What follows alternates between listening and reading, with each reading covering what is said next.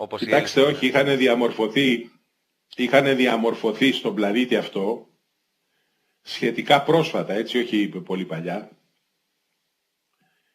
Είχαν διαμορφωθεί κάποια στιγμή 14 φυλές.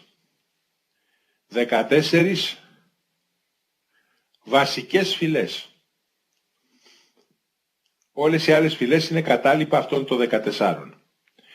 Η 13η φυλή από τις βασικές φυλές ήταν στην Αφρική. Η 14η, η νεότερη φυλή εξ όλων, είναι οι Άτλαντες. Οι πρώτες τρεις από τις βασικές φυλές είναι κατά σειρά εμφανίσεως οι Αιωλείς, οι Ίωνες και οι Δωρείς.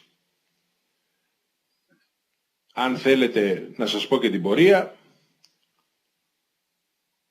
βεβαίως. Η επόμενη φυλή, μετά τους Ίωνες και τους Δωρείς,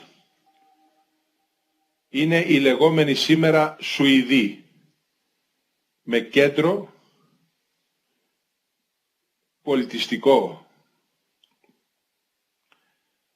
την περιοχή του σημερινού Νιουνασχάμν, μία ώρα από τη Στοκχόλμη. Αμέσως μετά είναι οι φυλές των Ουαλών, των Ολλανδών και των Νορβηγών, με κέντρο τη σημερινή περιοχή του Κρίστιανσαντ στην Νορβηγία. Σχετικές ενημερώσεις έχω κάνει και στον Αρχιεπίσκοπο εκεί των Ορθοδόξων στη Σκανδιναβία, ο οποίος μου έχει ζητήσει να πάω πάνω να ενημερώσω και τις βασιλικές οικογένειες. Γιατί υπάρχουν και βρήματα βέβαια εκεί του Απόλλωνα, έτσι. Πρόσφατα. Και βέβαια οι φυλές συνεχίζονται και σε άλλες υπήρους μετά, οι αρχικές φυλές, αλλά πρέπει να πούμε ένα χαρακτηριστικό,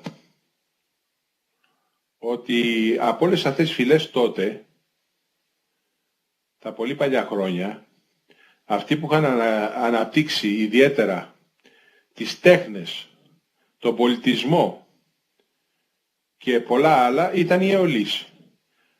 Οι Ίωνες πήραν αυτά τα στοιχεία και από τους Αιωλείς και τα ανέπτυξαν σε πολύ μεγάλο βαθμό, γιατί οι Ίωνες ήταν οι έχοντες στο υψηλότερο διανοητικό επίπεδο στην ιστορία της ανθρωπότητος, όχι μόνο στις φυλές αυτές.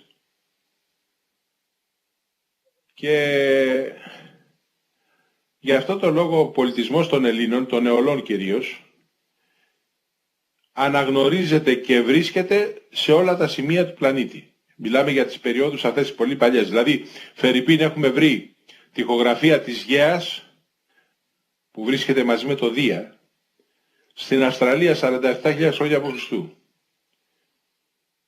Ναό της Γέας στο Μπαγκλαντές 25.000 χρόνια από Χριστού.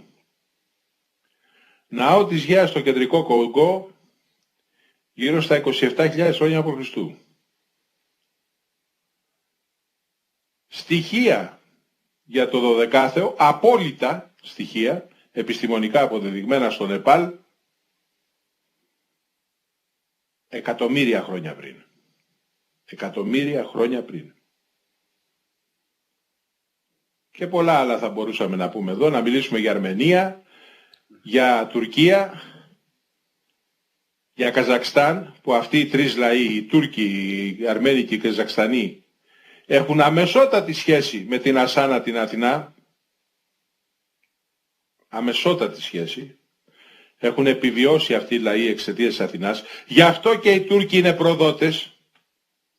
Γι' αυτό και είναι καταραμένοι διαϊοκείς εκ της Αθηνάς.